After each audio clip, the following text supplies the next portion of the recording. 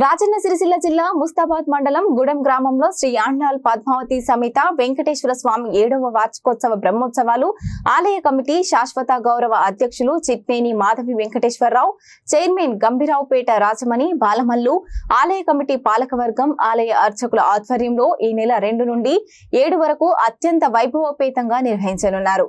5న జరుగు శ్రీ ఆండాల్ పద్మావతి సమేత వెంకటేశ్వర స్వామి కళ్యాణానికి ప్రజలంతా పాల్గొని జయప్రదం చేయాలని నిర్వాహకులు తెలిపారు.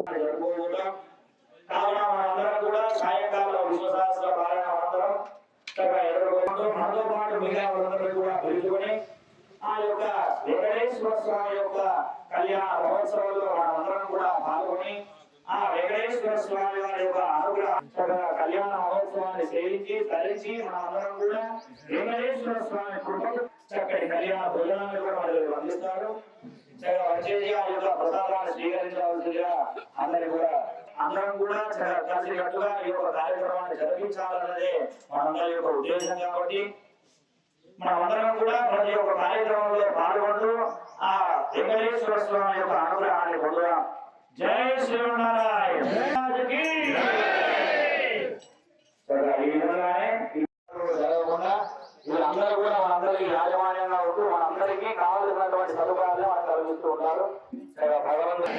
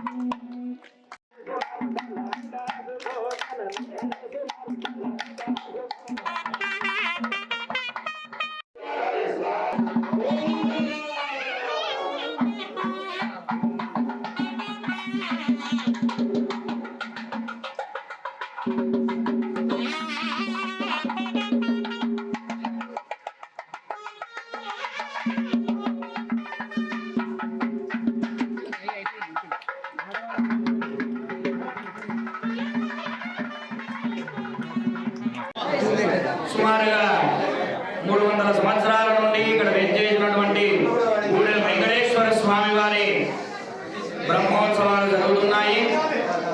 ఈ యొక్క వెంకటేశ్వర స్వామి మరలా పునః ప్రతిష్ఠ జరిగి సుమారు 7 సంవత్సరాలు కావస్తున్నది.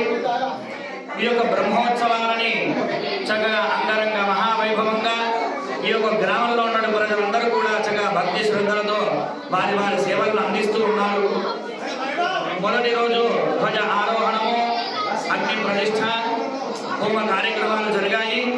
అలానే ఈరోజు ఉదయము నిన్న జరిగినటువంటి చంద్రగ్రహణ దోష ప్రాయశ్చిత్తముగా ప్రాతకాలమున మహాకుంభ ప్రోక్షణము, అలానే మరలా హోమ కార్యక్రమాలు జరిగాయి. విశేషించి ఈరోజు 2వ రోజు యాగశాలలో సుదర్శన నారసింహ హవనాన్ని చేసుకున్నాము. అందులోనే మహా వైభవమైనటువంటి విషయం ఏమిటంటే సుమారుగా 108 కలశాలతోని ఆ వెంచేసినటువంటి వెంకటేశ్వర స్వామికి అలానే పద్మావతి కూడా దేవులకు ఇరువురు కూడా చక్కగా 108 కలశాలతో అభిషేకం జరిగినది. కలవు వెంకట నాయక అని అంటూ ఉంటారు. కలియుగంలో కోరిన కోరికలు తీర్చేటువంటి శ్రీమన్నారాయణ స్వరూపము శ్రీ వెంకటేశ్వర స్వామి. ఆ యొక్క వెంకటేశ్వర స్వామిని ఎవరైతే ఆరాధిస్తారో కోరిన కోరికలు తీర్చేటువంటి కొంగు బంగారమైనటువంటి ఆ యొక్క వెంకటేశ్వర స్వామి బ్రహ్మోత్సవాన్ని చక్కగా మనం అందరం కూడా జరుపుకుంటూ ఉన్నాం. క్రమంగా రేపు ఉదయం సుమారుగా 10:30 గంటలకి కళ్యాణ మహోత్సవాన్ని మన దేవాలయం యొక్క కళ్యాణ మండపంలో జరుపుకోబోతున్నాం.